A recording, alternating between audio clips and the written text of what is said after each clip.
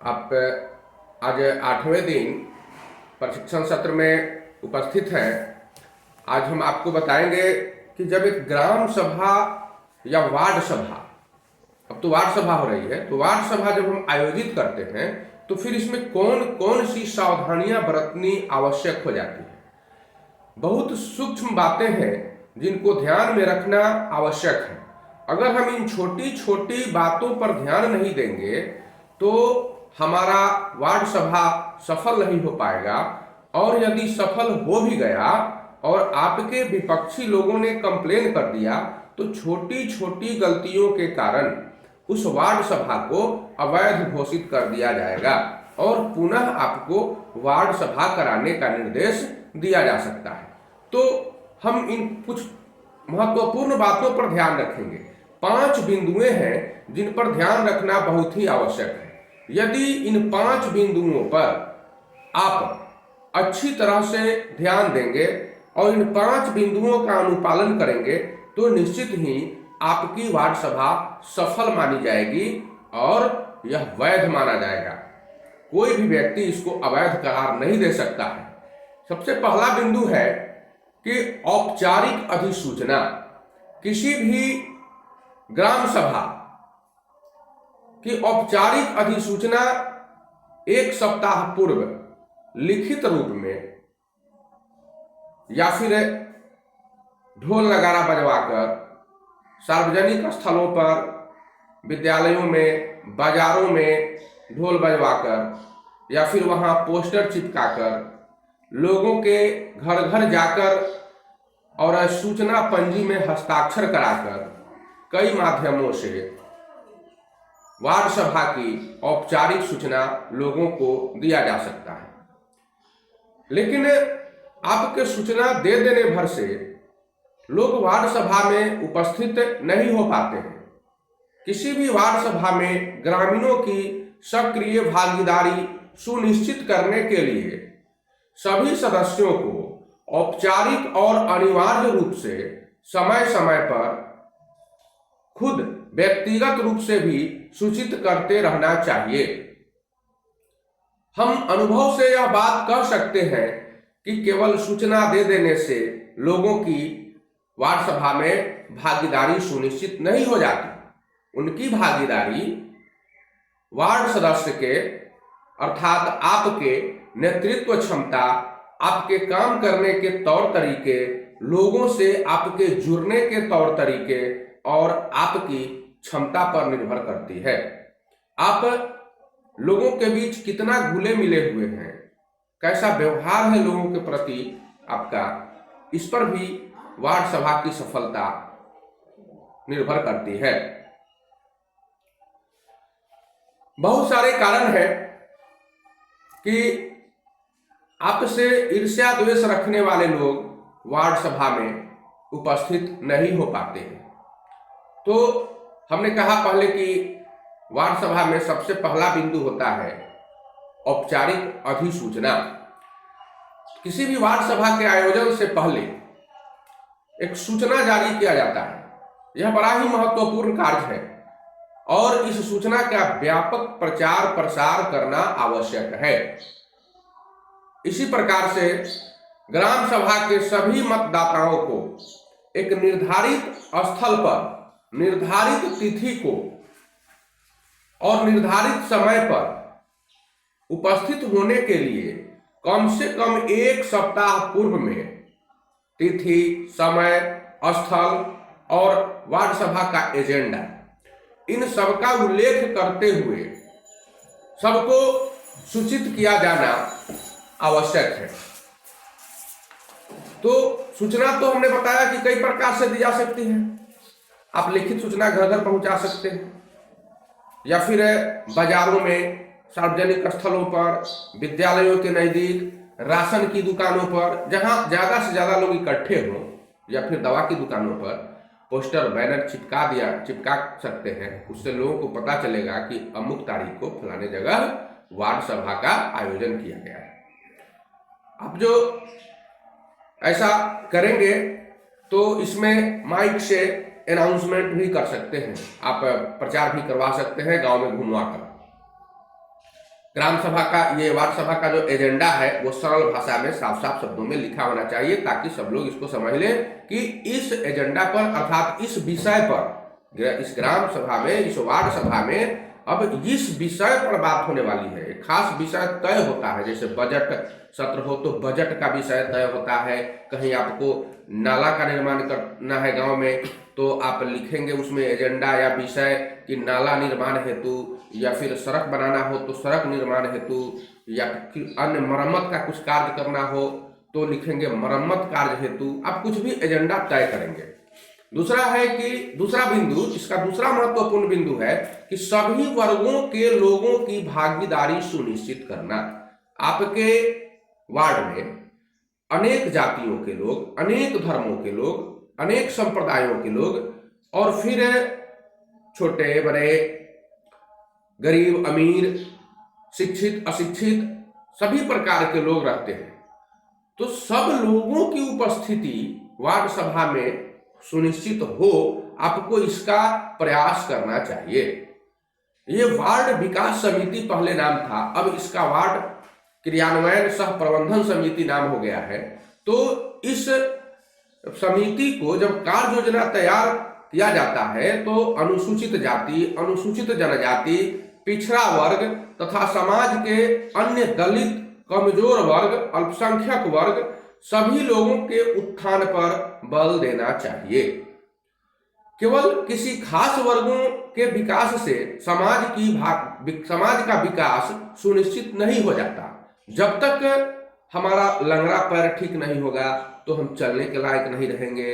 किसी अंग में घाव होगा, बीमारी होगी, उस अंग को हम ठीक करेंगे तभी हमारा संपूर्ण शरीर स्वस्थ माना जाएगा।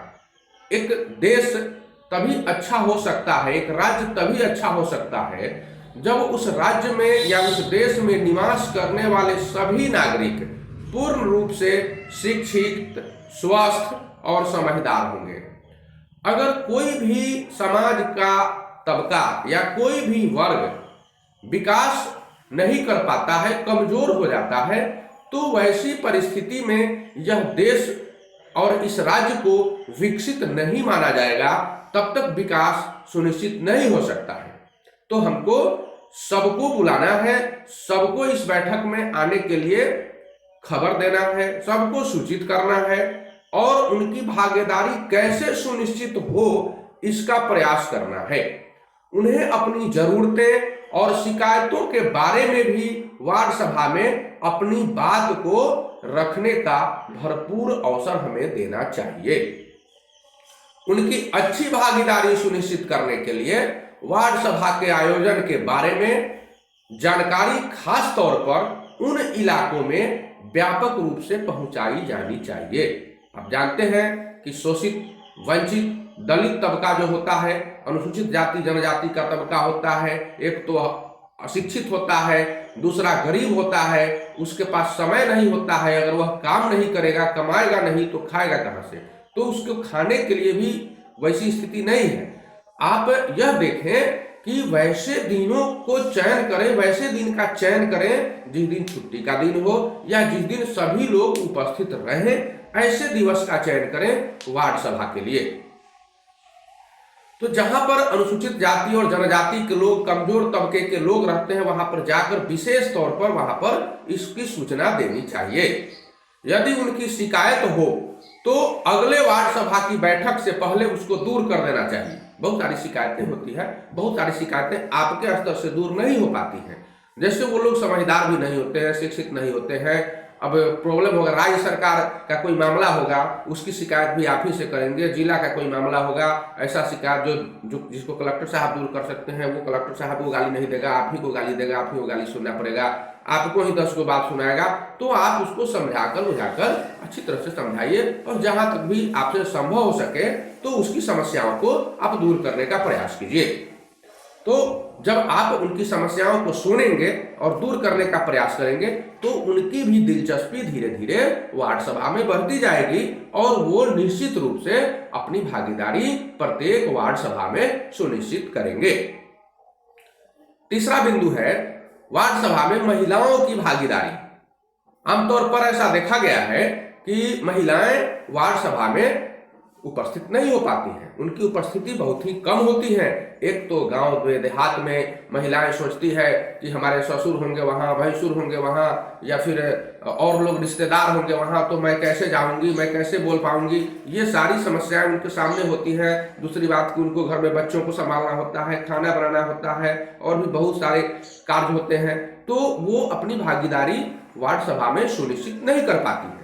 ऐसे स्थिति में हमको यह देखना होगा कि एक ऐसी अनुकूल माहौल तैयार किया जाए, महिलाओं से जुड़ी समस्या को उठाना है, उसमें उनकी भी तो समस्याएं हैं, तो उस समस्या को उठाने के लिए एक निश्चित और अनुकूल माहौल तैयार किया जाना चाहिए, ताकि वो भी आए और अपनी बातों को कह सकें, वो कठिनाई महसूस नहीं कर सके, शर्म महसूस नहीं कर सके। कई राज्यों में, बिहार में भी देखने में हर गांव में भी जीविका के द्वारा स्वयं सहायता समूहों का गठन किया गया है, और वो लोग बचत भी कर रही है, ऋण आदि इत्यादि के मुद्दे पर बड़ी रुचि दिखाई दे रही है। लेकिन ऐसी परिस्थिति जो होती है, तो महिला आ रही है, महिला बोलना चाह रही है, महिला आपसे बात करना चाह रही है, महिलाएं अपनी परेशानी को, अपनी समस्याओं को आपके समक्ष रखना चाह रही हैं, आप उन्हें उचित अवसर दें, अनुकूल अवसर दें, ताकि वो भी आए और फिर अपनी बातों को रख सकें। तो ग्राम सभा में अर्थात वार्ड सभा में आपको ऐसा उचित कदम उठाना चाहिए, ताकि महिलाओं की भी अधिक से अधिक भागीदारी सुनिश्चित हो सके। चौथा आवश्यक बिंदु है ग्राम सभा के लिए आवश्यक कोरम की। तो ये वार्ड सभा जो कर रहे हैं, अब चूंकि ग्राम सभा भी इसको हम लोग पुराने समय से कहते आए हैं, इसलिए प्रचलन में कभी कुछ लोग, ज्यादा से लोग ग्राम सभा भी कहते हैं, आम सभा भी कहते हैं, लेकिन हम लोग कागज में इसको वार्ड सभा ही जानेंगे। बोलचाल की भाषा में वार्ड सभा भी कह सकते हैं, ग्राम सभा भी कह सकते हैं, लेकिन कागजों में हम इसको वार्ड सभा जानेंगे और लिखेंगे भी।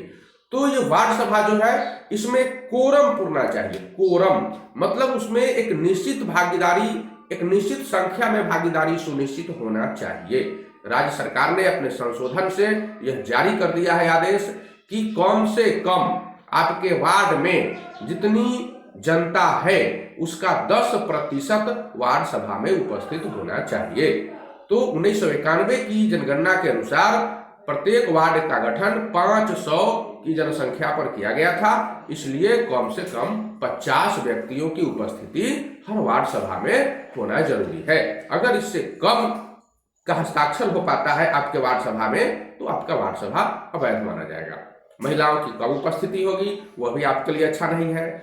सभी वर्गों की उपस्थिति सुनिश्चित नहीं हो पा रही है, यह भी आपके लिए अच्छा नहीं है। तो ग्राम पंचायत में कोरम का होना आवश्यक है, कोरम पूरना चाहिए। अगर कोरम नहीं पूरता है, तो वैसी परिस्थिति में आप उस पंजी पर लिखेंगे कि कोरम के अभाव में आज की वार्ड सभा ये भंग की जाती है, और अगले वार्ड सभा की तिथि इतना तारीख को निर्धारित किया जाता है। उसी दिन आप अगली तिथि भी निर्धारित करेंगे, और जब अगली तिथि को आप वार्ड सभा बुलाएंगे, तो उसमें कोरम की कोई आवश्यकता नहीं होती है। क्योंकि जब एक वार्ड सभा कोरम के अभाव में भंग कर दी जाती है और सफल नहीं हो पाती है, तो दूसरे वार्ड सभा के आयोजन के लिए कोरम का पूरना आवश्यक नहीं है। न भी 50 आदमी का हस्ताक्षर होगा, तो भी आपका अगला वार्ड सभा सफल माना जाएगा। तो कागज पर इन बातों का ध्यान रखना आवश्यक है। पांचवा महत्वपूर्ण बिंदु है कि ग्राम सभा में चर्चा किए जाने वाले विषय बहुत सारे होते हैं, लेकिन आप जो कार्य करते हैं, आपका मुख्य विषय वही है। यद्यपि ग्राम सभा या वार्ड सभा पंचायत से जुड़े किसी भी विषय पर चर्चा कर सकती है, लेकिन आपकी जो वार्ड सभा है, तो आपके वार्ड के क्षेत्रांतर्गत जो कार्य होने हैं, आपको सिर्फ उन्हीं बातों की चर्चा उसमें करनी है। सबसे पहला कार्य, पहला एजेंडा, पहला विषय उस वार्ड सभा का होना चाहिए कि ग्राम सभा का वार्षिक लेखा विवरण। ये वार्षिक लेखा विवरण जो है, वो साल के अंत में आप देते हैं। वार्षिक लेखा मतलब साल में कितना रुपया आया, कितना रुपया खर्च हुआ, कितना रुपया शेष है, ये सब राशियों का विवरण आप साल के अंतिम महीना में, जो आपका वार्ड सभा होता है, मतलब फरवरी मार्च के महीने में हर साल, तो इसमें आप इस लेखा जोखा को रखते हैं। साथ ही नए साल का बजट भी तैयार करते हैं, और उसी वार्ड सभा में आप इस बजट को भी पारित करवा लेते हैं। तो पिछले वित्त वर्ष का रिपोर्ट भी आपको देना है। अंतिम लेखा परीक्षा मतलब अंकेक्षण जो कराएंगे ऑडिट, तो उस ऑडिट का रिपोर्ट भी जनता के सामने उस वार्ड सभा में रखना है। और ग्राम पंचायत या फिर आपके वार्ड के लोग किसी भी तरह का प्रश्न करते हैं तो उसका उत्तर भी आपको इसी वार्ड सभा में उनको देना है। तो अगले वार्ड सभा, अगले वित्तीय वर्ष का बजट भी आपको तैयार करना है इसी वार्ड सभा में। अगला बिंदु है कि पिछले साल से संबंधित ग्राम पंचायत के जितने भी सारे कार्यक्रम हुए हैं, यानी आपके वार्ड में जितने भी कार्यक्रम हुए हैं ग्राम पंचायत के मार्फत, आपके वार्ड में जितने कार्यक्रम हुए हैं, उन सारे कार्यक्रमों की जानकारी आपको जनता के बीच रख देना है।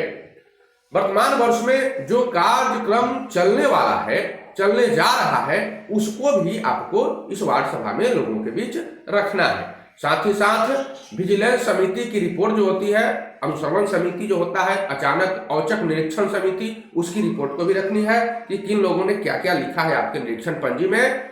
साथ साथ वार्ड सभा की जो अनुशंसा होती है ग्राम पंचायत को क्या क्या कार्य करने हैं, तो सारे लोग उसमें हस्ताक्षर करते हैं। आपकी जो अनुशंसा होती है आपके लेटर पैड पर लगाकर, तो उन अनुशंसाओं को भी आपको इसी वार्ड सभा में रखना है। इसके बाद ग्राम सभा यानी वार्ड सभा, आपके यहाँ की वार्ड सभा उन प्रस्तावों पर भी विचार कर सकती है या करती है जिससे यह उस वार्ड में कार्य करने के लिए अति महत्वपूर्ण समझती है, बहुत ज्यादा जरूरी समझती है। बावजूद इसके कि वार्ड सभा ने इसे एजेंडे में शामिल नहीं किया हो, अगर कुछ छूट गया हो एजेंडा में और अचानक कुछ बातें याद आ गई कि इसको भी शामिल किया जाए, वैसी बातों को भी वार्ड सभा में शामिल किया जा सकता है। तो अगला है कि योजना के कार्यक्रम के लिए जो कोष आना है, तो आपके पंचायत फंड से, पंचायत के विकास फंड से, मुखिया जी के द्वारा और पंचायत सचिव के संयुक्त हस्ताक्षर से, अब तो डिजिटल सिग्नेचर बन रहा है ना, तो उस डिजिटल सिग्नेचर के माध्यम से आपके पास जो राशि आवंटित की जाएगी, उस राशि को खर्च कैसे कैसे करें, इसका भी कार्यक्रम और रूपरेखा उसी वार्ड सभा में आपको तय कर लेना है। तो ये है वार्ड सभा के सफलता के लिए आवश्यक बातें, आवश्यक बिंदुएं। अगर आप इन बिंदुओं पर ध्यान रखेंगे और एक एक बिंदु का अनुपालन करेंगे तो आपकी वार्ड सभा सफल मानी जाएगी। अन्यथा आपकी वार्ड सभा अवैध भी घोषित किया जा सकता है। मैंने ये नहीं कहा कि अवैध हो जाएगा, बल्कि कुछ कारण ऐसे हैं कि परिस्थितिवश आपकी वार्ड सभा को कभी कभी अवैध घोषित किया जा सकता है। तो फिर हम इसके बाद की जो बातें हैं हम आपको अगले प्रशिक्षण सत्र में बताएंगे कि आपको कौन कौन सी पंजियों का संधारण करना है, कितने रजिस्टर रखने हैं और कितनी संचिकाएं आपको रखनी है।